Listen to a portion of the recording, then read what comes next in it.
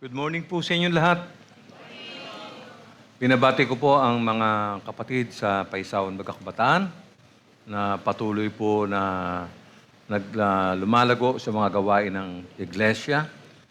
Binabati ko yung mga lahat ng mga senior citizens natin na nasa ibaba. Gayun din ang ating mga minamahal na panauhin at yung mga kapuso natin na nanonood ng ating YouTube channel every Sunday, no? Isang mapagpalang umaga po sa inyong lahat, no? Samahan po niyo ako sa isang maikling panalangin. Aming Ama sa langit, kami po ay lumalapit sa inyo ng may pagpapakumbaba at pag-asa. Salamat po sa pagkakataong pagnilayan ang napakalalim na katotohanan ng Ebanghelyo. Ang mabuting balita na hindi lamang nagbibigay ng impormasyon, kundi nagbibigay po ng kaligtasan, pagbabago at bagong buhay. Habang pinag-aaralan namin kung paano tinutugon ng Ebanghelyo ang problema ng kasalanan, inihiling namin ang liwanag ng inyong banal na Espiritu. Buksan ninyo ang aming puso upang makita namin ang bigat ng kasalanan.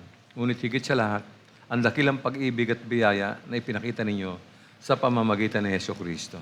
Panginoon, alisin ninyo ang anumang pagmamatigas na nagtatago ng aming tunay na kalagayan. Tulungan ninyo kaming makita na kami ay walang kakayahang iligtas ang aming sarili at tanging si Kristo lamang ang aming pag-asa, aming tagapagligtas at aming kapayapaan. Naway maunawaan namin ang Ebanghelyo ay hindi lamang tungkol sa kapatawaran, kundi tungkol sa pagbabago ng puso, pagpapalaya mula sa kapangyarihan ng kasalanan at pagbibigay ng bagong pagkatao kay Kristo. Panginoon, habang kami ay nakikinig at nag-aaral, ipuin ninyo ang aming mga puso. Kung may bahagi man sa amin na kailangan pagsisihan, kung may sugat na dulot ang kasalanan, pagalingin ninyo ito sa pamamagitan ng inyong biyaya. Kung may pagod at pagkatalo, palitan ninyo ito ng pag-asa at lakas mula sa inyong Espiritu. At sa huli, Panginoon, naway hindi lamang namin maunawa ng Ebanghelyo, kundi maranasan ito, maipamuhay at maibahagi ito sa iba. Ito po ang aking dalangin sa pangalan po ni Jesus. Amen. Purihin natin ang Lord. Okay. Sa mga minamahal ko pong mga panauhin, lalo-lalo na po doon sa mga nagsisimula pa lamang sa kanilang pananampalataya, no? Gusto ko sabihin na pinagpala po kayo ngayong umaga, no? Sapagkat mapapakinggan ninyo ang pinakamahalagang mensahe sa buong mundo na kailangan ng tao.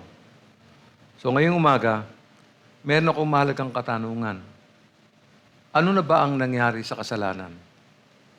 Isa itong napapanatong tanong, no? Sapagkat ngayon, ang kasalanan po ay madalas na binabaliwala ng sanlibutan, maging ng simbahan, no? Napapansin ko po yun. Marami nga sa mga kabataan ngayon ang disrespectful, no? Mapapansin po nyo yan, no? Anyway, itong mensaheng ito ay marahil ay gawing sandata ng Diyos upang mabago ang ating mga puso. Ang Biblia po ay nagsasalita ng malinaw at inilalarawan ang kasalanan bilang pagsuway sa kautusan ng Diyos. Atin tingnan at basahin sa unang Juan 3:4. Ang bawat nagkakasala ay lumalabag sa kautusan ng Diyos sapagkat ang kasalanan ay paglabag sa kautusan. Ang dali namang intindihin yan. Bigo ang tao na sumunod sa kautusan ng Diyos, bigong gawin ang alam niyang tama. Meron pa. Sabi po sa Santiago 4:17, ang nakakaalam na dapat niyang gawin ang mabuti, ngunit hindi yung ginagawa ay nagkakasala. Simple-simple po yan. No? Gumagawa siya ng mga bagay na salungat sa kanyang budhi. Ganito po yung paliwanag ni Apostol Pablo tungkol dito sa Roma 14:23. No? Ngunit, ang sino mang kumakain sa kabila ng kanyang pag-aalinlangan ay nagkakasala, sapagkat hindi siya nagiging tapat sa kanyang paniniwala. Kasalanan ang paglabag sa sariling paniniwala. Hindi lamang po yan, ipinapakita rin ng Biblia ang bigat at kaseryosohan ng kasalanan. Yung Roma, memoryado ninyo na ito, yung 3:23, no ha? Ang sabi, sapagkat ang lahat ay nagkasala at walang sino mang nakaabot sa kaluwalhatian ng Diyos. Wala po talaga. No? Bunga nito, ang kabayaran po ng kasalanan ay kamatayan. Sabi po ng Roma 6:23, sapagkat kamatayan ng kabayaran ng kasalanan, ngunit ang libreng kaloob ng Diyos ay buhay na walang hanggan sa pamamagitan ng Kristo Jesus na ating Panginoon. Tila hindi pa rin lubos na nauunawaan po ng maraming tao, maging ng ilang mga Kristiyano, ang tunay na problema ng kasalanan at kung paano tinutugunan ng Ebanghelyo ni Kristo ang problemang ito. Ang pangyayari kamakailan lamang ay isang malaking sampal na naman sa Kristyanismo, no? Nadawit na naman ang mga pastor, ang mga matapat na mga lingkod ng simbahan, kung saan nakakaladkad yung pangalan ni Kristo sa mga anomalya at hindi mabubuting gawain, no? Kaya nga sa umagang ito, ang layunin ng araling ito ay ipakilala ang kaisipang dapat magpataas ng ating kamulatan at pagpapahalaga sa kung paano tinutugunan ng Ebanghelyo ni Kristo ang problema ng kasalanan. Kasalanan na lubos na nauunawaan dapat ng mga bago pa sa pananampalataya. At tabayanan po niyo, mga kapatid na bago pa lamang sa pananampalataya, magsisimula tayo sa unang pagpansin sa pamagat ng ating paksa, how the gospel addresses the problem of sin. No? Mahalaga to no? Naalala ko nga habang umaawit tayo, marami tayong mga guro ngayon, mga teachers na, no? Hindi ko makakita yung mga estudyante nila rito sa church. Anong ginagawa ng mga teachers sa school? Pwede kayong gamitin ng Diyos, pero wala kayong mga estudyante rito. Ilang kayong teacher nandito? 7. See? So, paano ba ina-address ng Ebanghelyo ang problema ng kasalanan? Roman number 1, the problem of sin. And here, there is, letter A, the love of sin. Andiyan po yung pag-ibig sa kasalanan. Alam nyo, meron po kasing kasiyahang dulot ang kasalanan. Ang kasalanan po ay nakakaaliw. Matatandaan natin na marami sa atin ay dating biktima ng kasalanan. Lumalangoy ang karamihan sa lahat ng uri ng bisyo, mga katiwalian. So ano ang naging epekto nito? Magulong pamilya, nawasak na buhay, walang magandang hinaharap na kinabukasan. Yan ang epekto niyan. Ipinapakita po sa aklat ng Hebreyo na ang kasalanan ay nag-aalok po ng mga panandaliang aliw at kaligayahan. Yun lang po ang kaya niyang i-offer, no? Pero ito ang gusto ng tao. Ito ang, kumbaga, ito ang magneto, no? Sa buhay ng tao. Pero binibigyan diin ng Biblia na ang mga maling gawa ay nagbubunga ng masamang epekto at kamatayan sa huli, no? Sabi po sa aklat ng Hebreyo 11, talatang 24 hanggang 25,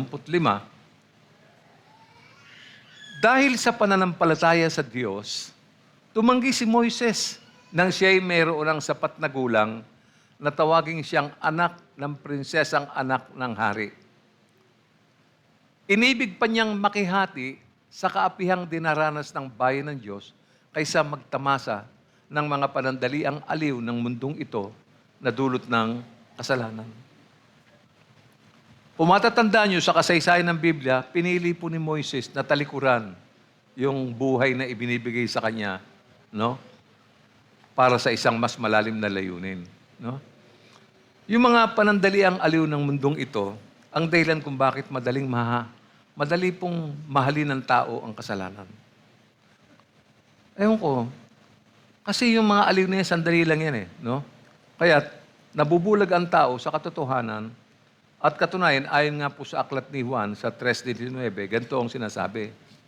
Ganito ang paghatol ng Diyos, na parito sa sanlibutan ng ilaw, ngunit inibig pa ng mga tao ang dilim kaysa liwanag, sapagkat ang kanilang mga gawain ay masasama. Kasi yung kasalanan, no, ayaw natin na expose ito Gusto natin magkanlong sa kadiliman. Yung mga lihim natin sa puso, marami tayo niyan Yan ang ayaw natin ipakita sa madla. Kasi mismo tayo, nahihiya tayo Di ba? Alam natin hindi mabuti yun, yung kasalanan na yun, no? Pero, may paghatol ang Diyos tungkol dyan, no? Ayaw natin ipakita. Gusto natin nakakanlong tayo sa kadiliman dahil pag natapat sa liwanag, nakikita. Kaya mapapansin niyo po, maski yung mga crimes, ginagawa yan karamihan sa gabi. No? Kasi pag araw, kita sila eh. No? Lalo ngayon, marami ng mga CCTV. No? Mas magandang mag-operate sa gabi. No? Kaya nakakover lagi sa kadiliman. Ganun po yan. No? So, puntahan natin yung letter B, yung practice of sin. No? Mga gawa ng kasalanan. Mabigat po yung katotohanan kay aminin natin kay hindi. Kasi lahat ng tao nagkasala, yun ang mabigat. Lahat po tayo ay nagkasala. At sinasabi po mismo sa aklat yan ng Biblia, sa Roma 3:23, ang sabi rito, sapagkat ang lahat ay nagkasala at walang sino mang nakaabot sa kaluwalhatian ng Diyos. Absolutely. Lahat po nagkasala eh. Kaya walang sino man na pwedeng tumindig na, ako, exempted ako riyan. Lahat po tayo nagkasala eh. At lahat tayo hatulan. Yung Kristiyanong tumanggap kay Jesus, sumamba kay Jesus, nanalig kay Jesus, niligtas na Jesus, ay patuloy pa rin nagkakasala. At hindi maaaring ipagkaila. No? Hindi mo pwede sabihin, ako hindi na ako, Christian na talaga ako, hindi na ako nagkakasala. Alam niyo, sabi sa unang Juan, 1, mula 8 hanggang 10, sabi rito, kung sinasabi nating tayo'y walang kasalanan, dinadaya natin ang ating sarili at wala sa atin ang katotohanan. Marami sa atin ang magdi-deny nito. Pero ang talatang ito na binasa ko ay bahagi ng tema ni Apostol Juan tungkol sa paglakad sa liwanag. No? Ang isang taong tunay na nasa liwanag ay hindi magkukunwari, hindi magmamalinis, hindi tinatanggi ang kasalanan.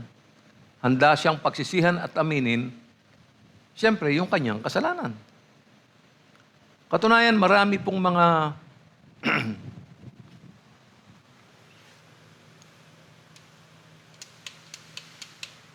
marami pong mga magagandang halimbawa tungkol dito.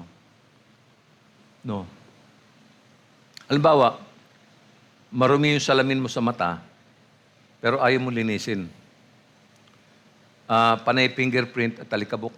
Pero, ang sabi mo, hindi, malinis naman eh. No? Kahit na nakikitang hindi. Ganyan po yung taong tumatanggi sa kasalanan. Ayaw niyang aminin na may kasalanan siya. Hindi niya kasi nakikita yung dumi, kaya ayaw niyang aminin. Nangangatwiran po siya, lalo pagka nako-corner na, lalo siyang nangangatwiran. Kaya doon sa mga may kotse, tsaka sa may mga motorsiklo, makinig kayo, no? Kapag nakita niyong nakailaw sa sasakyan yung nakalagay na check engine, nakalagay po yun sa kotse, sa motor, no? Normally, ang kulay po niyan ay kung di orange, pula. Ang tawag diyan ay warning light. Pinapaalala sa mga nagmamaneho na may problema. Pero ang sabi mo, wala yan. Normal lang yan. Hanggang sa hindi mo na malaya, nasira na yung makina. So, ang konsyensya natin ay parang pawang warning light. No? Yung konsyensya natin. Kapag binabaliwala natin yung warning light na yan, lumalala po yung problema natin. Meron pa, magaganda yung mga halimbawa na yan para makita natin. No? Pumunta ka sa doktor para magpakonsulta. Magang-maga pa lang, gumising ka na. Matapos yung diagnose, binigyan ka ng reseta ng doktor, pero hindi mo naman binili yung nilalaman ng reseta. Ang sabi mo, healthy naman ako eh. Wala naman akong sakit. Kahit naman halata na yung sintomas. Pero hindi ka gagaling dahil ayaw mong tanggapin ang totoo. Ang totoo, may sakit ka. Si Kristo ang dakilang manggagamot. No? Pero hindi niya gagamutin ng ayaw umamin na may sakit siya. Hindi kanya pagagalingin. Kasi lahat ng may sakit sa Biblia, lumalapit eh. No? Ganon din naman, kailangan aminin natin ang ating kasalanan. At hindi dapat pinababayaan ang problemang ito sapagkat may pangako mo naman. Pagka talagang sinunod mo ang Diyos, may pangako po sa verse 9.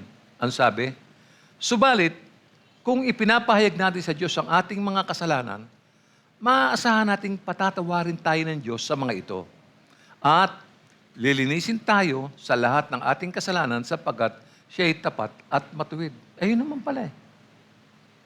So bakit ka magtatago at sasabihin mong okay ka lang. Konti lang naman yung kasalanan, lahat naman nagkakasala. So parang libre kang magkasala dahil ginagawa naman ng marami. Mali po yung katwiran na yan eh. Ginagawa naman kasi ng lahat yan eh. So kung nang bababae sila, mapababae rin ako. Hindi naman siguro masamang uminom dahil maraming umiinom sa looban eh. Hindi ka makakalaya pagka ganyan. No? Kung ipapahayag mo lamang sa Diyos yung kasalanan mo, sabi maaasahan eh. Maaasahan nating patatawarin tayo ng Diyos. Ba't ka makikipagmatigasan sa Diyos? Eto na nga, nag-o-offer na nga yung Panginoon Diyos eh, di ba? Ano pa magandang halimbawa nito? May sugat yung paa ng bata, uumpisa ng magnaknak, pero ayaw ipakita sa magulang niya. Siyempre, habang tinatago niya yung sugat, lalong lumalala ito. Ganyan ang kasalanan. Pero nang ipakita niya ang sugat, nilinis at ginamot ito, kaya ang kasalanan ay tulad din, kapareho din, na sugat. Hindi gagaling hanggat di natin ipinagtatapat sa Diyos. Andiyan lahat yan. No? Kapag hindi mo inilabas ang basura sa bahay ninyo, maiipon ito at babaho ang bahay. Pero kapag inilabas mo ito ng bahay, lilinis at liliwanag ang loob ng bahay. Ang pag-amin ng kasalanan ay tulad ng paglalabas ng basura mula sa puso at ang Diyos ang naglilinis nito. Ginawa kong simple itong pahayag na to sapagkat gusto ko makita ninyo yung kasimplihan ng ginagawa nating kasalanan. Na akala natin, wala-wala lang. Masino nga nasa church tayo, gaya ng binanggit mo nga kanina. Yung mga kabataan dito, lalo na yung mga ipinanganak na noong pa, na nagsilaki ngayon, marami sa kanila disrespectful. Pag dumaan sa tabi mo, parang aso. Mas mabuti pa ang aso. Kilala natin ang aso lang aso. Pag dumaan siya, tumitingin siya, kumakawag ang buntot.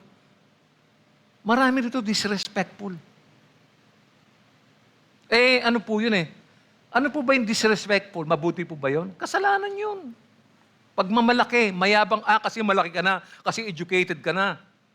Kasi iba na yung larangan ng buhay mo. Nagkakamali ka pagka ganyan ang iniisip mo. Marami tayong mga elders dito, matatanda. May mga deacons tayo rito. Show some respect to them. Magpakita kayo ng konting paggalang naman.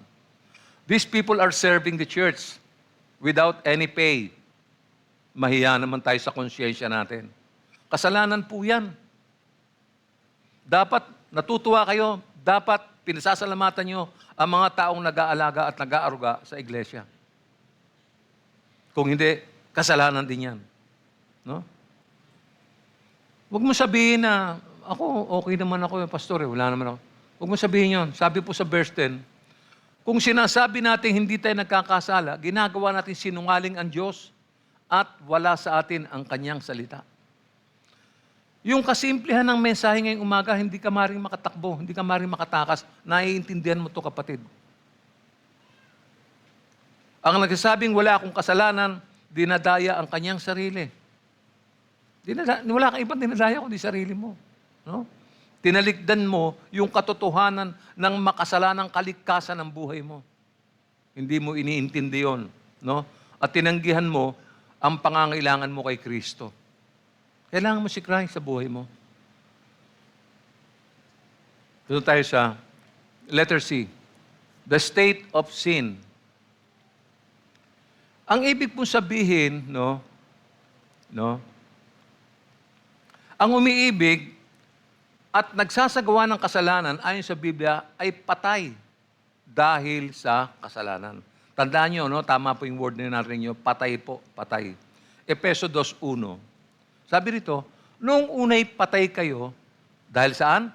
Dahil sa inyong mga pagsuway at mga kasalanan. Patay po, no? Ang ibig po sabihin ni Apostol Pablo ay, you are spiritually dead. Buhay ka physically, but you are spiritually dead. Patay ang tao bago makakilala sa Diyos. Dahil inalipin ang tao ng kasalanan. Ang mga talatang to ay tumutukoy sa ating dating relasyon sa Diyos. Dahil sa ating kasalanan, tayo ay patay sa harapan ng Diyos. Kaya ang taong patay sa Espiritu ay walang relasyon sa Diyos. Check it out. Maganda ba relasyon nyo ng Panginoon? From the time you accepted Christ? Kamusta yung relasyon nyo? Umiigi ba? Bumubuti ba? Nagiging dalisay ba? Ang taong patay sa Espiritu ay walang interes sa Diyos. Walang kakayahang sumunod sa Diyos. Kahit Christian na siya, titulo lang yan. Walang lakas na labanan ang kasalanan. Hindi siya makatanggi. At wala talaga siyang pagnanais na magbago. Kasi na-enjoy niya yung kasalanan eh. Na-enjoy niya eh. Parang gayuma. No? Hindi lang mahina. Patay talaga. Ibig sabihin, walang kakayahan ang taong ito na iligtas ang kanyang sarili. Wala siyang kakayanan whatsoever. Hindi lang nagkakasala ang taong ito, nasa ilalim siya ng kapangyarihan ng kasalanan. No?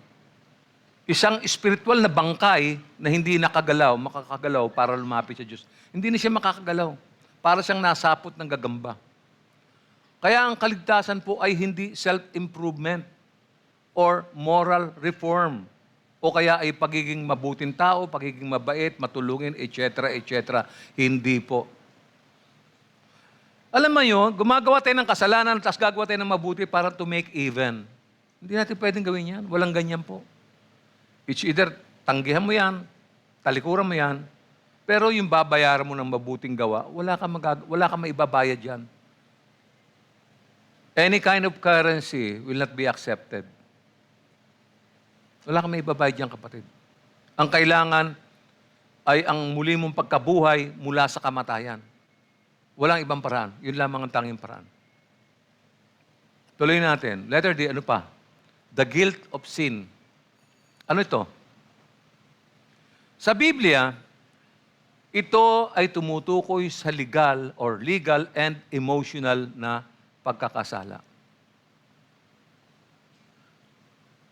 Legal and emotional sin. Maaring itanggi o supili ng tao ang katotohanan ito, pero kinikilala pa rin ng banal na Diyos ang mga taong nagkakasala. Pakinggan niyo itong linyang ito. Ito po'y, kumbaga, mula nung isingilang ka sa presensya ng Panginoon, nababasa mo ito. Romans 3:19. Pansinin niyo po yung mga titik, may mga highlighted portion dyan, saka merong ano. Ang sabi, alam natin na anumang sinasabi ng kautusan ay sinasabi sa mga nasasakop nito upang walang maidahilan ang sinuman at dahil dito'y mananagot ang lahat sa Diyos. Isa-isahin natin, isa-isahin po natin yung paliwanag, no? Mula dyan sa mga titik na yan. Ang unang sinabi rito ay, anumang sinasabi ng kautusan. Isa-isahin natin yun. Yun, anumang sinasabi ng kautusan, naka-highlight. Yung kautusan po, yan po yung law. Ito po ay tumutukoy sa utos o kautusan ng Diyos na ibinigay ng Diyos kay Moises. Sundan niyo ako, ano ha? Ang layunin ng kautusan ay ipakita kung ano ang tama at mali ayon sa Diyos. Ano yung pananaw ng Diyos dyan? Yung tama at ang mali. Ano mang sinasabi ng kautusan, yun po ibig sabihin. Yung ikalawa naman, yun, ay sinasabi sa mga nasasakop nito. Ano yung sinasabi? Yung anumang sinasabi ng kautusan. No? Ibig sabihin, ang kautusan po ay para sa mga taong nasa ilalim nito. Yung nasasakupan nito. Unang-una, yung mga Hudyo. Ngunit sa mas malawak na konteksto, no, at pagpapaliwanag, lahat ng tao, dahil, ang tinutukoy ay lahat ng tao dahil ang lahat ay lumalabag sa pamantayan at kautusan ng Diyos. Kaya sa kanila yon, sila yung nasasakop nito. At yung ikatlo naman, Ang sabi rito, upang walang maidahilan ang sinuman. Intindihin natin mabuti. Kasi ang kautusan po ay parang salamin, no? Salamin. Ipinapakita nito ang ating kasalanan. Nakikita natin 'yan. Tinatanggal nito ang lahat ng mga pagdadahilan. At walang makapagsasabing, mabait naman ako eh. Ewan ko, hindi ko alam 'yan. Wala akong ganyan. Wala akong palusot na ganyan, no? Walang lusot. In short, hindi pwede ang palusot diyan. Sa harapan ng mata ng Diyos, huli lahat po 'yan, no? And number 4, yung huli, at dahil dito'y mananagot ang lahat sa Diyos. Yan, sinabi diyan. Ito po yung mabigat na talata, no? Lahat ng tao ay accountable sa Diyos, regardless of your color, education, kasarian, babae o lalaki, bata o matanda, bago o luma. Lahat po mananagot eh. Yan ang nakakatakot eh. Ang problema sa tao, kontento siya sa kauupo, pakikinig ng salita ng Diyos, pero hindi niya alam yung katapusan ng buhay niya kung ano. No? Yun po yun. Mananagot lahat ito dahil sila ay haharap sa Kanya. Ang lahat ay may kasalanan sa makatuwid. Ang lahat po ay nangangailangan ng tagapagligtas. Kasi hindi natin kaya iligtas sa sarili natin eh. Di ba? Kahit sinong tao, hindi niya kaya iligtas sa sarili niya. No? Kaya kailangan ng tao ang tagapagligtas. Lipat tayo. Letter E, the power of sin. Pakita natin ito. Basahin po natin yung sinabi ni Jesus sa Juan 8:34. Sumagot si Jesus, pakatandaan ninyo, tanyo yung warning, no? Pakatandaan ninyo, ang namumuhay sa kasalanan ay alipin ng kasalanan. Naintindihan niyo po yun? Malakas po yung kasalanan na kahit gusto mo na gumawa ng mabuti, hindi mo magagawa ito kung wala si Kristo. Hindi mo kayang gumawa niyan. Maraming nag-try niyan eh. Pero sa huli, kasalanan din ang babagsakan niyan eh. Ito po yung kalikasan ng tao mula pa po noong una. No? Ganito po ang paliwanag ni Apostol Pablo sa mga taga-Roma sa 7:14 hanggang 21. Tingnan nyo. Alam nating ang kautusan ay espiritual. Ngunit ako'y makalaman at alipin ng kasalanan, sabi po ni Paul. No? Ngunit ako'y makalaman at alipin ng kasalanan, sabi niya. Hindi ko maunawaan ang aking sarili, sapagkat hindi ko ginagawa ang gusto ko. Sa halip, ang kinasusuklaman ko, ang siya kong ginagawa. Yung ayaw mong gawin, yun ang gusto mong ginagawa. Alright? Ngayon, kung ginagawa ko ang hindi ko gusto, nangangahulugang sumasang-ayon ako na mabuti nga ang kautusan. Kung gayon, hindi na ako ang may kagagawa niyon, kundi ang kasalanang nananatili sa akin. Alam kong walang mabuting bagay na nananatili sa aking katawang makalaman. Alam niya. Kaya kong naisin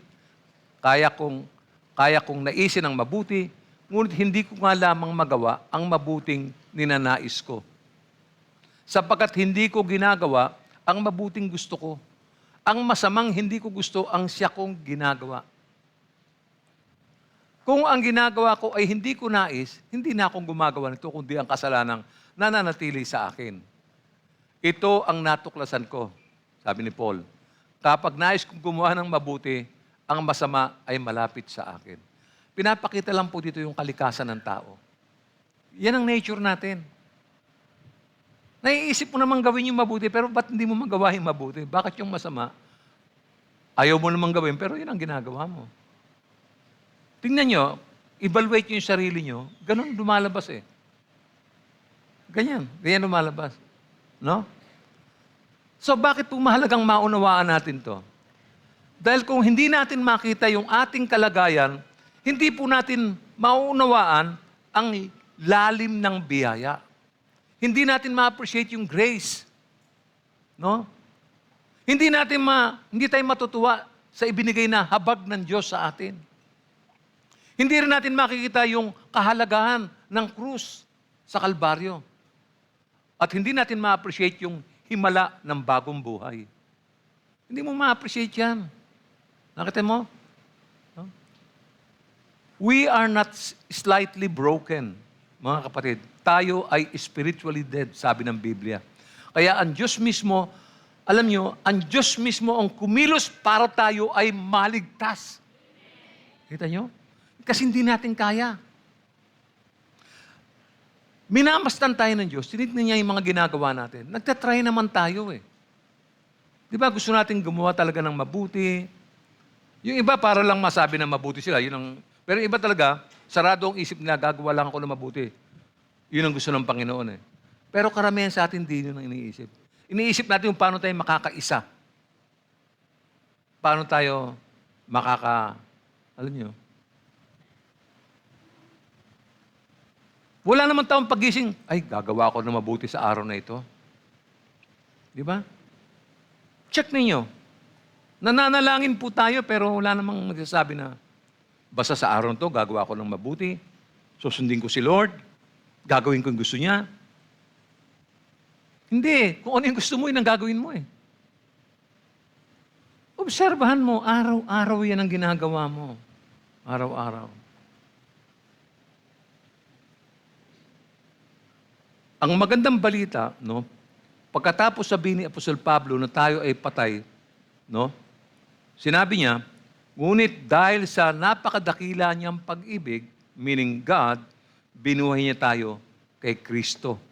Hindi tayo bumangong mag-isa, binuhay tayo, ito ang tunay na biyaya. Ganyan?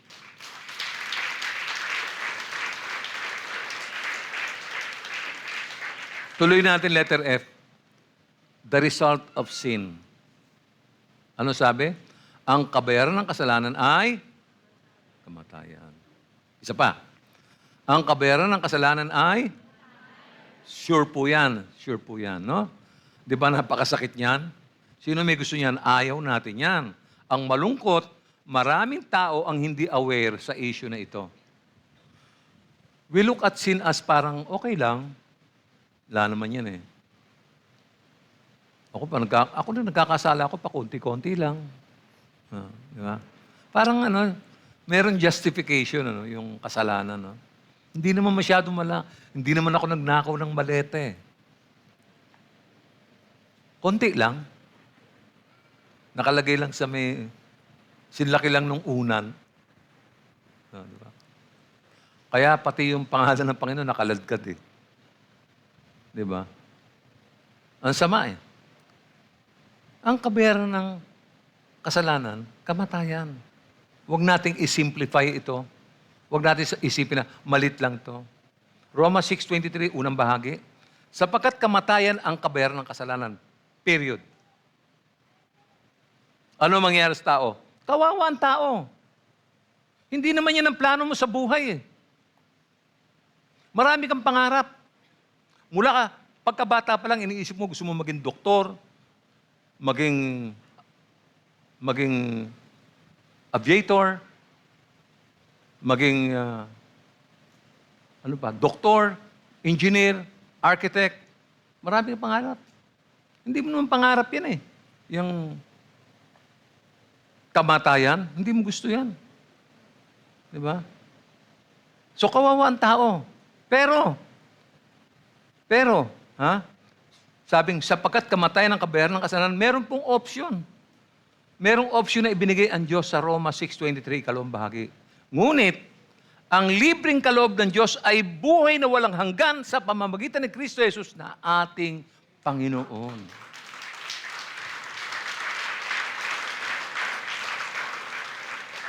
Ba't mo gugustuhin yung una? Napakasimple naman ang buhay ng tao.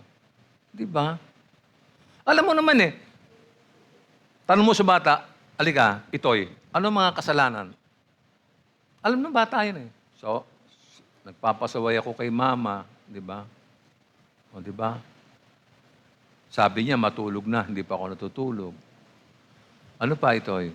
Hindi ako pumasok kahapon. Alam niya kasalanan, alam ng mga bata yan Tayong matatanda, mas alam natin yun. No? Tingnan mo, kapag nagtatrabaho ka, bakit ka nagtatrabaho? Kasi may sweldo. Tama ba? Kaya ka nagtatrabaho dahil may sweldo. At yung sweldong ito yung kabayaran sa mga pinagpaguran mo. Yung mga ginawa mo. May gagawin ka muna, saka kasi sweldohan. Magtatrabaho ka muna, saka kasi sweldohan. Pero ang regalo, hindi mo pinaghirapan. Ibinigay ito ng libre. Hindi mo kailangan pagtrabahuhan. Ang buhay na walang hanggan, ito ay kaloob mula kay Kristo.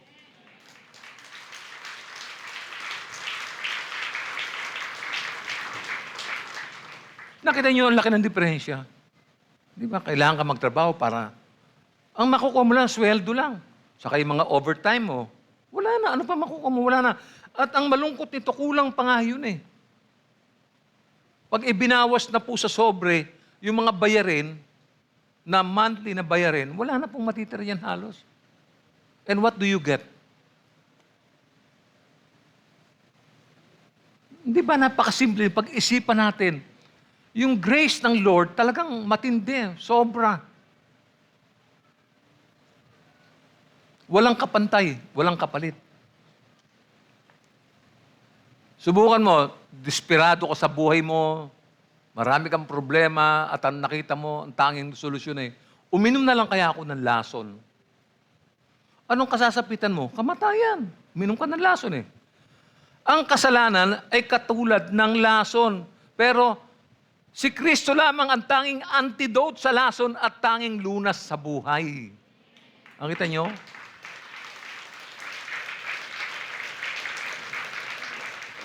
Parang ganito yan. Isi-simplify natin yung Bible, ha? Parang ganito yan. May malaking pagkakautan ng isang tao sa kanyang kapwa at imposible siya makabayad. Ang ginagawa niya, nagtatago-tago siya. Para hindi siya makita.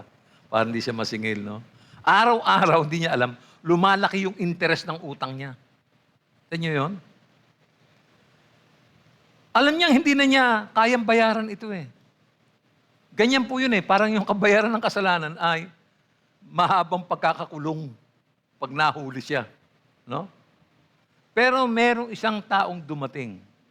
Binayaran po yung kabuuang utang niya. Hindi naman dahil deserving siya. Hindi siya deserving. Kundi dahil sa kagandahang loob ng taong nagbayad nito. No? Kaya ang kasalanan ay utang. Utang natin lahat. Si Kristo ang nagbayad. Get nyo? Kitang-kita mo yung paglalarawan ng Scripture. Kung ang kasalanan ay espiritual na kamatayan o pagkahiwalay mula sa Diyos, ang paghihiwalay na ito ay nararanasan na ngayon ng maraming tao, no? Maging yung mga dumadalo sa simbahan. Listen carefully. Ngunit higit pa ang darating. Ang mahigpit na paalala ay ating basahin mula sa pahayag.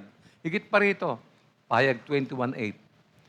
Subalit malagim ang kasasapitan ng mga duwag, ng mga taksil, ng mga nagpapasasa sa kasuklam-suklam na kahalayan, ng mga mamamatay tao, ng mga nakikiapid, ng mga mangkukulam, ng mga sumasamba sa Diyos-Diyosan, at lahat ng mga sinungaling. Ang magiging bahagi nila ay sa lawa ng nagliliyab na asupre. Ito ang pangalawang kamatayan. Imagine niyo ba yan? Sa buhay na to, ang dami ng hirap. Bukod pa rin sa hanap buhay, sa kulang na kinikita, sobra pa ang init ng panahon. Sa sobrang init ng panahon, madali ring uminit ang ulo natin. Madali tayong magalit, nawawala tayo sa katwiran. Ganyan ang problema ng mundo. Walang katapusan yan. Araw-araw yan. Isipin ninyo. Yan ang problemang hinaharap ng tao. Yan po yung problema ng kasalanan. Nakikita ba natin kung gaano kaseryoso ang problemang ito? Ano, malit lang ba ang tingin natin? Alam ba nyo, yung kamatayan po, hatol yun. Yung mga ginawa mo, yun ang hatol. Isipin mo yung mga ginagawa mo araw-araw. Yung dulo niyan, hatol. At ang dulo niyan, kamatayan. Ang kamatayan ay paghihiwalay ng katawan at espiritu. Ngunit, ang bunga ng kapatawaran mula sa Diyos ay buhay na walang hanggan. Kita nyo? Sino po sa inyo ang mayroon ng buhay na walang hanggan dito? Sino ang nangako sa inyo niyan? Yung nangako, hindi sinungaling. Yung nangako niyan, pinatututuhanan na ginagawa niya ang lahat ng kanyang pangako. Let's go to Roman number 2. How the gospel addresses the problem of sin. Eto na tayo. No? Tandaan natin na ang Ebanghelyo po ay binubuo ng mga katotohanang dapat na paniwalaan natin. Mga utos na dapat sundin at mga pangakong dapat tanggapin. Tatlong bagay po yon. Katotohanang dapat na paniwalaan, utos na dapat na sundin, at pangakong dapat tanggapin. No? Ang basihan po nito ay ang mga katotohanan na mababasa natin sa 1 Corinthians 15, 1-4, na nagpapakita ng ginawa ng Diyos kay Kristo. Basahin po natin yon. 15, 1-4. Sabi po ng Apostol Pablo, mga kapatid, ngayon ipinapaalala ko sa inyo ang magandang balitang ipinangaral ko sa inyo. Yan ang magandang balitang inyong tinanggap at naging saligan ng inyong pananampalataya. Naligtas kayo sa pamamagitan nito kung matatag ninyong pinanghahawakan ang salitang ipinangaral ko sa inyo. Dahil kung hindi, walang kabuluhan ang inyong pananampalataya. Ang linaw niyan, ha? Malinaw po yan. No? Verse 3. Sapagkat ibinigay ko sa inyo itong pinakamahalagang katuruan na tinanggap ko rin. Si Kristo'y namatay dahil sa ating mga kasalanan bilang katuparan sa sinasabi sa kasulatan. Inilibing siya at muling nabuhay sa ikatlong araw ayon din sa kasulatan. So, dahil sa mga ginawa ng Diyos, nagiging makapangyarihan ang mga utos at ang mga pangako ng Ebanghelyo upang tugunan ang kasalanan. Ito po yung blocking force. No? Kaya inilagay ang mga yan ay para barahan, harangin, at puksain ang mga maninirang ito sa buhay ng tao. Okay? So, alalahanin natin, first, the command of the gospel is for us to believe. Yung inawit natin kanina, believe. No? Letter A, believe in Christ addresses the love of sin. No? The command to believe Christ responds to the love of sin. Malinaw po na kailangan ang pananampalataya natin. Ito po ay hinalaw naman mula sa panulat ni Marcos sa 16, 15 hanggang 16. At sinabi ni Jesus sa kanila, habang kayo'y humahayo sa buong mundo, ay ipangaral ninyo sa lahat ng tao ang magandang balita. At sino mang sumampalataya at mabautismuhan ay maliligtas. Ngunit ang ayaw sumampalataya ay paparusahan. Yung gospel, we need to declare it, bring it to the people, in the communities, in the schools, in barangays. Kaya sabi ko, yung mga teacher dito, marami tayong teacher, walang nadalang estudyante. Anong gagawin nyo? Nasaan yung mga estudyante ninyo? Nasaan? Nasaan yung mga tinuturuan nyo? Pwede nyo silang i-disciple. Kasi, huling-huli nyo na eh. Teacher kayo eh. May kapangyarihan kayo magturo eh. Ba't hindi nyo gamitin yan? No? Habang kayo humahara o humahayo sa buong mundo, ipangaral niyo sa lahat ng tao ang magandang balita.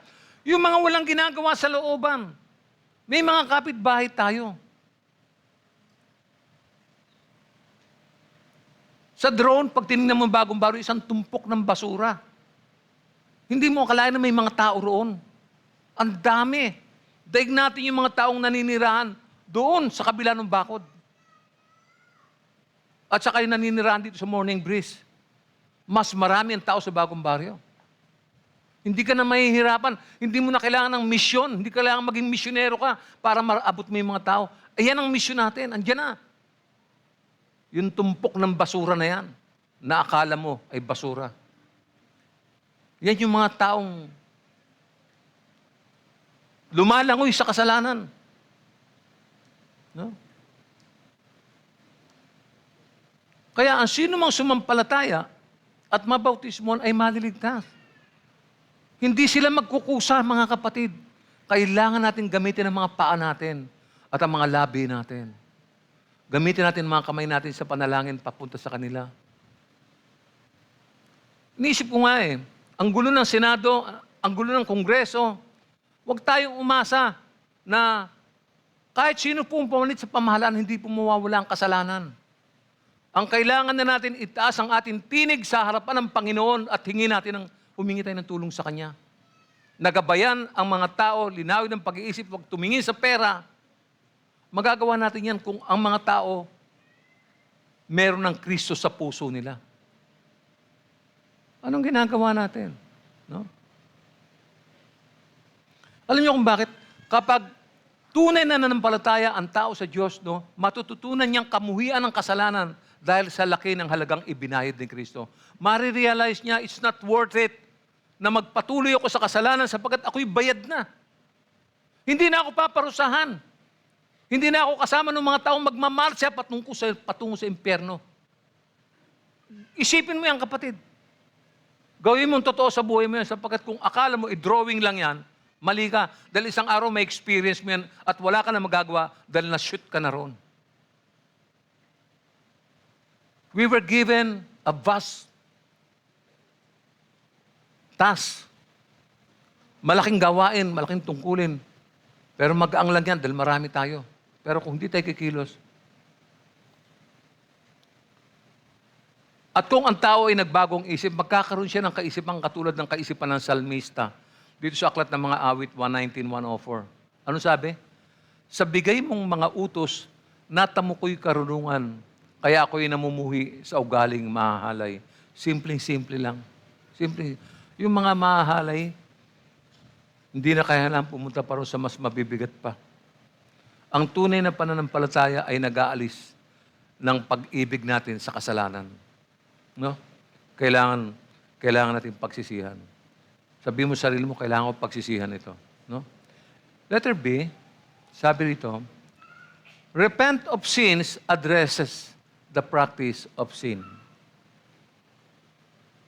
Now, the command to repent responds to the commitment of sin. Malinaw po yung panawagan ng Ebanghelyo sa pagsisisi. Wala tayong pwedeng tanggihan dyan. Bago pa lamang tayong umate ng church, naririnig na natin yan. Every time naririnig natin yan. Itong babasahin ko, familiar na sa inyo. Mga Gawa, Kabanatang 2:38. Sumagot si Pedro, pagsisihan ninyo talikuran ang inyong mga kasalanan at magpabautismo kayo sa pangalan ni Jesucristo upang kayo'y patawarin at ipagkaloob sa inyo ang Espiritu Santo. Mga kapatid, napakahaba ng pasensya ng Diyos. Napakahaba ng pasensya ng Diyos. Itong sinasabi ko, may katibayan tayo. Katunayan, mababasa natin ito mula sa Aklat ng Mga Gawa. Sa chapter 17:30-31. Basahin natin, ha? Sabi niya, sa mga nagdaang panahon ay hindi pinansin ng Diyos ang di pagkakilala sa Kanya ng mga tao. Ngunit ngayon ay iniuutos niya sa lahat ng tao sa bawat lugar na magsisitalikuran ang kanilang masamang pamumuhay. Hindi naman ibig sabihin dito na okay lang yung kasalanan noon. Hindi po. Ang punto, pinagtitiisan ng Diyos ang kamangmangan ng tao. Ang hirap na, no? Biro mo mangmang yung taong ito, pinagtitiisan mo. Pinagtiisan ng Diyos yung kamangmangan ng tao. Naintindihan niyo ba yun? Ano ba yung mangmang? Sinasabi mo na, ito yung daan, doon pa dadaan sa kabila at doon pa dadaan o sa likod pa dadaan. Ito yung daan. Anong tawag mo yan? Di ba mangmang? Ito putikan, itinuturo mo yung magandang daan, hindi pa makita. Dadaan pa sa putikan. Yun po ibig sabihin ng mangmang. Pinagtiyagaan ng Diyos yung kamangmangan ng tao. Basahin yung Ebanghelyo. Pero, ang Diyos, hindi natin katulad. Ang haba ng pasensya, hindi niya agad hinatulan ang tao. Hindi kagaya natin, ang bilis natin humatol eh. Di ba? Ito ay pagpapakita ng kanyang habag at mahabang pagtitimpi. Naalala ko yung panahon na sa Lumang Tipan,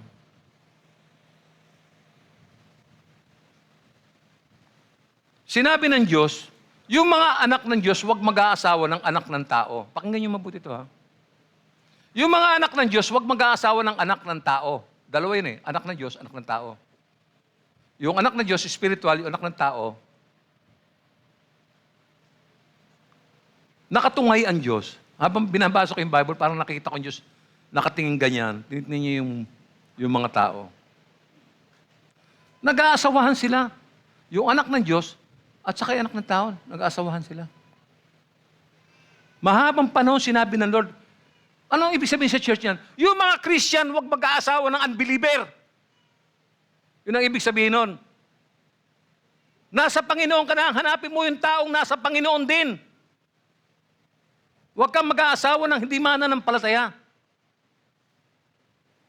Yun ang ibig sabihin ng Diyos. Ang haba ng panahon, nagtimpi ang Diyos, nakatingin ng Diyos. Anong ginawa niya? Yung moment na yon, ang sabi ng Bible, parang pinagsisihan ng Diyos, ba't pa niya nilikha yung tao? Ginunaw niya. Bago niya ginunaw, kinausap si Noah.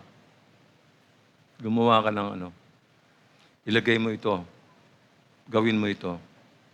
Binigyan siya ng instruction. Si Noah, habang ginagawa yung arko, kinakausap yung mga tao.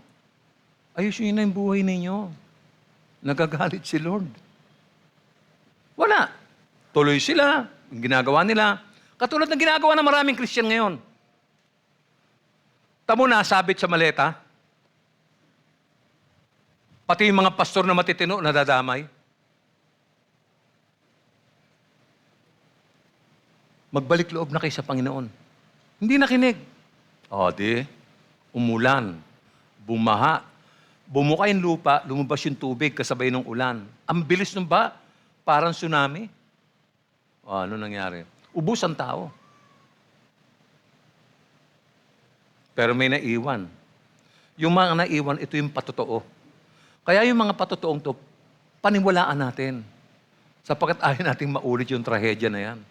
This time, hindi na po tubig, apoy na ang pupuntahan ng tao. Isipin ninyo. Kaya may kabuluhan yung pagpunta mo sa church. Hindi ka nagpupunta rito para magpa-eke-eke ka lang. Hindi. Merong nakatanim sa isip mo na dapat mong gawin. Meron kang tungkulin. Meron kang gagawin ayon sa kalooban ng Panginoon. Hindi ka lang nandiyan para pinigtiisan to ng Diyos. Tingnan niyo, ang haba ng panahon. Tapos sabi, ngunit ngayon, ay iniutos niya sa lahat ng tao na bawat lugar na magsisit, talikuran ng kanilang masamang pamumuhay. After nito, na mangyari. Nung araw kasi pinalampas na eh. Ngunit ngayon, dahil dumating na nga si Jesus, no? Dahil ipinahayag na ang Ebanghelyo, wala na pong dahilan ang tao para manatili pa sa kamangmangan. We are now educated. Every week, tinuturuan tayo biblically, Wednesday, Friday, may prayer meeting tayo. Ipinapatotoo natin ang kabutihan ng ating Panginoon sa yung ginawa niya sa buhay natin, sa buhay ng mga ibang tao para makita nila ang katapatan at ang kabutihan ng Diyos. Hindi na dapat manatili yung kamangmangan. Tapos na yun eh. Those who are the things of the past. No? Iniutos niya sa lahat ng tao, hindi po ito imbitasyon lamang. No? Hindi po ito isang imbitasyon lamang. Ito po ay utos. Tingnan niyo, oh. Ngunit ngayon ay iniuutos niya. Hindi po niya sinabing, pwede ba? Pwede ba kayong sumunod? Hindi po. Iniuutos niya sa lahat ng tao sa bawat lugar, wherever you come from. Magsisit talikuran ang kanilang masasamang pamumuhay. Alam naman natin kung ano yung masama eh. Di ba? Huwag niyong kalimutan yun. Maski dumating kayo sa fellowship mamayan, alam ninyo yun. Hindi masisira ng pagkain yan. Ipinapahayag ng Diyos na ang panahon ng kamangmangan ay tapos na. At ngayon ay inutos niya sa lahat na magsisi at talikuran ang kasalanan. Ang tanong siguro ng iba pa dyan bakit? Bakit? Verse 31. Sapagkat itinakda na niya ang araw ng paghuhukom sa sanlibutan. May schedule na po yan. At ito'y buong katarungan niyang gagawin sa pamamagitan ng isang tao na kanyang hinirang. Pinatunayan niya ito sa lahat ng ang taong iyon ay kanyang muling binuhay. Para makita ng lahat na totoo ito. Ang tunay na pagsisisi ay pagbabago ng isip na nagbubunga ng pagbabagong loob at mga gawa at winawakasan ang pamumuhay na makasalanan. May binanggit, punta natin, letter C, ano sabi niya? Be baptized into Christ addresses the state of sin. May dahilan kung bakit kailangan magbautismo. Ang utos na magpabautismo kay Kristo ay tumutugon sa kalagayan ng kasalanan. Sinabi ko kanina na sa labas ni Kristo, tayo ay patay dahil sa kasalanan. Totoo po yun. Ang Ebanghelyo ay nag-uutos ng bautismo. Marcos 16:15 hanggang 16. Sinabi ni Jesus sa kanila, habang kayo humahayo sa buong mundo, ay ipangaral niyo sa lahat ng tao ang magandang balita. Ang sino mang sumampalataya at mabautismo ay maliligtas, ngunit ang ayaw sumampalataya ay paparusahan. Sa Mateo 28:18 hanggang 20, basahin din natin. Lumapit si Jesus at sinabi sa kanila, ibinigay na sa akin ang lahat ng kapangyarihan sa langit at sa lupa. Kaya't habang kayo humahayo, gawin ninyong alagad ko ang mga tao sa lahat ng bansa. Bautismuhan ninyo sila sa pangalan ng Ama at ng Anak at ng Espiritu Santo. Turuan ninyo silang sumunod sa lahat ng iniutos ko sa inyo. Tandaan ninyo, ako'y laging kasama ninyo hanggang sa katapusan ng panahon. Naintindihan niyo ba yung mga talatang yan? Sa bautismo, nagbabago ang ating kalagayan sapagkat ang bautismo ay naglalagay sa atin kay Kristo. Yun yung unang patotoo natin eh. Ano yung unang patotoo? Tinanggap natin si Kristo sa puso natin para mamalagi ron at hindi na mawala forever and ever. Ito niyo po yun? Nakakalungkot lang yung mga nangyayaring mga news ngayon talaga. Sabi ko, dumating na yung, ito pa. Ngayon, pwede kayong mangaral ng Ebanghelyo. Ipangaral nyo. Libre, walang problema. Pero alam ba nyo, sa Canada, sa Norway, sa Europe, bawal na po maski mag-quote ka lang ng Christian scripture. May parusa po na kulong yon ngayon. Naglagay ka ng anong script? John 3:16. Huwag mong gagawin sa Canada yan, makukulong ka. Alam naman natin ang Pilipinas, gaya-gaya. Isang araw, mangyayari sa Pilipinas yan. Tataas pa po yan, sosobrahan pa ng mga Pilipinong mga leader yan. Ipagbabawal na rin yung church. Ang ibig sabihin, samantalahin natin habang pwede pa. Dahil kung magkakahigpitan na, kanya-kanyang kanya-kanyang conviction na yan. Makikita na lang niyo pagdating ng araw. Si Kristo, sa bautismo, ang inilalagay natin sa ating puso. Galatia 3:27. Ano yun? Ang buhay mismo ni Kristo ang isinuot sa inyo na parang damit ng kayo'y mabautismuhan sa Kanya. Naintindihan niyo ba yun? Nung palang bautismo ka, parang sinuotan. At ang isinuot siya yung damit ay parang si Kristo. Naintindihan niyo ba yun? Kaya po kay Kristo, tayo ay patay na po sa kasalanan. Hindi na patay patay na sa kasalanan, hindi po patay dahil sa kasalanan. Kaya nga, ang sabi ni Apostol Pablo sa mga taga-Roma, mula 1 hanggang 7, basahin natin muli. Ano ngayon ang sasabihin natin? Patuloy ba tayo magkakasala upang sumagana sa atin ang kagandahang loob ng Diyos? Nabautismohan ka na eh. Tinanggap mo na si Christ eh. Do you remember the date when you accepted Christ? Kailan yon? Sino mga kasabay mo nang tanggapin mo si Kristo, kung matatandaan mo? Anong araw yon? Anong petsa? Tiyak linggo. Pero anong petsa? Tinanggap mo na si Christ eh. Nasa iyo na si Kristo. Ikaw ay anak na ng Diyos. Simula na mangyari ito. So anong inasabi mo? Dahil anak ka na ng Diyos, patuloy kang magkakasala para sumagana ang kagandahan loob ng Diyos? Ano po sabi pa? Hinding-hindi. Tayo'y patay na sa kasalanan. Paano pa tayo mamumuhay sa pagkakasala? Hindi ba ninyo alam na tayong lahat na nabautismon kay Kristo Jesus ay nabautismon sa Kanyang kamatayan? Sa makatwid, tayo'y namatay na at nalibing na kasama niya sa pamamagitan ng bautismo upang kung paanong binuhay muli si Kristo sa pamamagitan ng dakilang kapangyarihan ng Ama, tayo rin ay magkaroon ng panibagong buhay. Panibagong buhay. Sapagkat kung nakasama tayo ni Kristo sa isang kamatayang katulad ng kanyang kamatayan, tiyak na tayo ay makakasama rin niya sa muling pagkabuhay na katulad ng kanyang muling pagkabuhay. Alam natin na ang dati nating pagkatao ay naipako na sa krus kasama niya upang mamatay ang ating makasalanang pagkatao at nang hindi na tayo maalipin pa ng kasalanan. Sapagkat ang namatay na ay pinalaya mula sa kapangyarihan ng kasalanan. Kung naintindihan mo yan, yung verse 1 to 7, alam mo na. Sangkot ang buhay mo dyan, kapatid. Yan ang magandang balita. Yan ang magandang balita. Ano pa? Meron pa po. Letter D. Remissions of sin addresses the guilt of sin.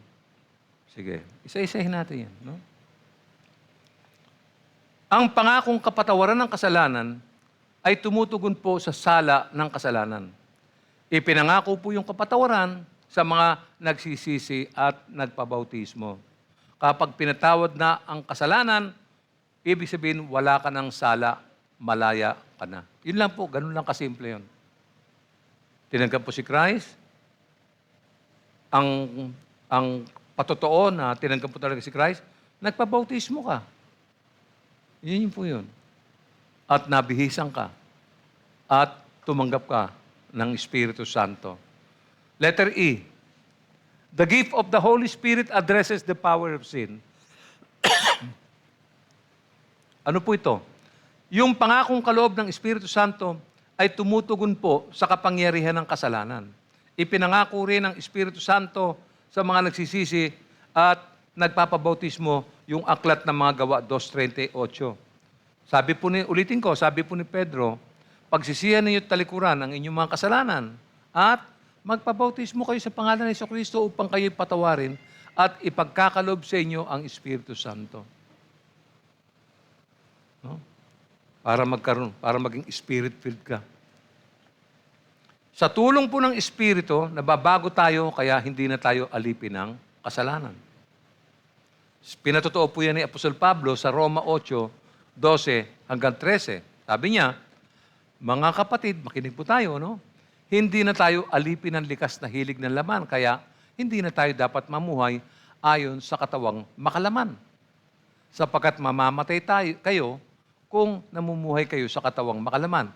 Ngunit kung pinapatay ninyo sa pamamagitan ng Espiritu ang mga gawa ng katawang makasalanan, mabubuhay kayo.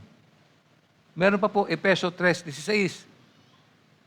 Sabi ni Paul, idinadalangin kong palakasin niya ang inyong buhay espiritual ayon sa kanyang kayamanan at kadakilaan sa pamamagitan ng kanyang Espiritu. Nandiyan po lahat eh. No? Ito pa yung prayer niya, nasa Ephesians chapter 3, verse 16 at saka yung verse 20. Basahin natin. Sabi niya, sa 3:16. Idinadalangin kong palakasin niya ang inyong buhay espiritual ayon sa kanyang kayamanan at kadakilaan sa pamamagitan ng kanyang Espiritu. Ano pa? Sa 20, sa kanya na makagagawa ng higit pa kaysa maaari nating hilingin at isipin sa pamamagitan ng kanyang kapangyarihang naghahari sa atin.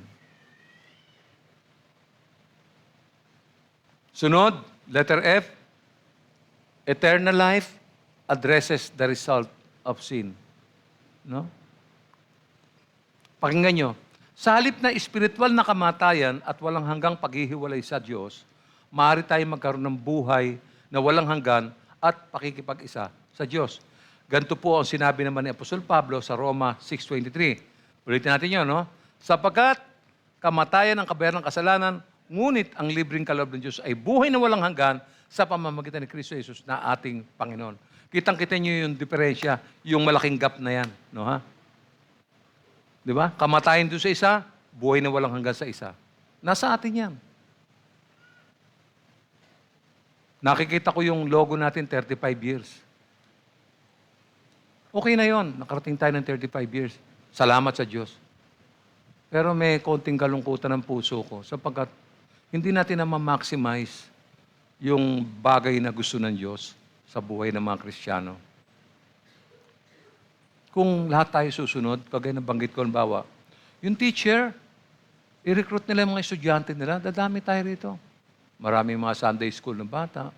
Yun naman mga sa baba, magsisiakit na, dumadami ang populasyon ng simbahan, nagkakaroon ng first, second na pagsamba, no? Merong lalampas na sa hapon dalawa na yung service. Parang nakita mo yung lahat ng paghihirap mo, ito yung naging bunga. At ang nakakatuwa doon, nakasunod ka sa hinihingi ng Diyos. Huwag tayong puro pa-pretty-pretty lang. No? Huwag natin, ang dami yung dapat matutunan talaga eh. Alam niyo yung mga forma natin, natatawa ko eh. Lahat tayo. Alam mo ang tawag, sa classification ng lipunan, alam ba niyo kung ano kayo? Ano tayong lahat? Ang tawag sa atin ay petty bourgeois. Galing yan sa word na bourgeois. Bourgeois. Sa Pilipino, burgess. Pero hindi tayo totoong burgess kasi yung totoong burgess mayaman. Burgess may palasyong bahay yan sa Dasmariñas, no? Maraming kotse, maraming bahay. Yun ang burgess. Tayo hindi. Petty burgess. Nanggagaya. Kaya yung mga kasuotan natin, puro fake, puro made in China. Yung mga bag natin, akala mo imported, pero fake lahat. Kasi gusto natin maging mayaman eh. Ginagaya natin yung mga buhay ng mayaman, pero hindi naman tayo mayaman. Umaasa tayong mayaman, pero hindi naman tayo mayaman. Kasi kung mayaman ka, wala ka sa bagong baryo. Yung tunay na mayaman, wala rito. Tingnan nyo, nasanay tayo sa ganon, yung ginagaya natin, no? Yung bag, bibili ka ng bag, bibili ng sinturo na, alam mo, puro dinesign ng mga kilalang, alam niyo yun, hindi ko nababanggitin yung mga brand, alam naman niyo yun eh. No? Hindi tayo burgess, petty burgess tayo. Sa ibaba natin, meron pang mas mababa. Mga manggagawa. Sa baba ng manggagawa, may mababa pa. Mangingisda at saka magsasaka. Akala nyo tapos na. Meron pa sa baba. Makikita mo sa loob ng bagong baryo. Ang tawag sa kanila, lumpen. Ito yung mga walang trabaho, isang kahig, isang tuka. Ito yung mga diskarte. Ito yun. Yan yung pinakamababa. Kawawa ang Pilipinas. Maraming mga taong dinilaan Diyos sa church, marurunong na, pero hindi ginagamit ang karunungan. Sayang, aanuhin niyo yan. Aanuhin niyo yan. Abutin natin. Yung inaakalang tumpok ng basura. Marami dyan, lumalangoy sa kasalanan. Yan ang pond nila. Diyan sila lumalangoy. Dati kasama tayong lumalangoy doon eh. Pero sa biyaya ng Diyos, indiligtas tayo. Ngayon naman, it's our way of thanking God. Reach out to them. Lumabas tayo. Tigilan nyo na yung grupo, kain, barkada. Tigilan nyo na yan. Yung barkada nyo, gamitin nyo. Lumabas kayo ron. Hamunin nyo ang mga tao ron. Natanggapin si Kristo. Pagka ganon, may mangyayari sa buhay natin. Nakakatupad tayo sa kalooban ng Diyos. Nakakasunod tayo. Sumasagana ang buhay Kristiyano natin. Sa akin po pagtatapos, nawa nakita natin kung paano tinutugunan ng Ebanghelyo ni Kristo ang problema ng kasalanan sa isang kamangha-mangha at makapangyarihang paraan. Doon po sa mga minamahal kong panauhin, saan man kayo nakaupo, doon sa mga bagong mananampalataya, baka nais mong tugunan ng Ebanghelyo.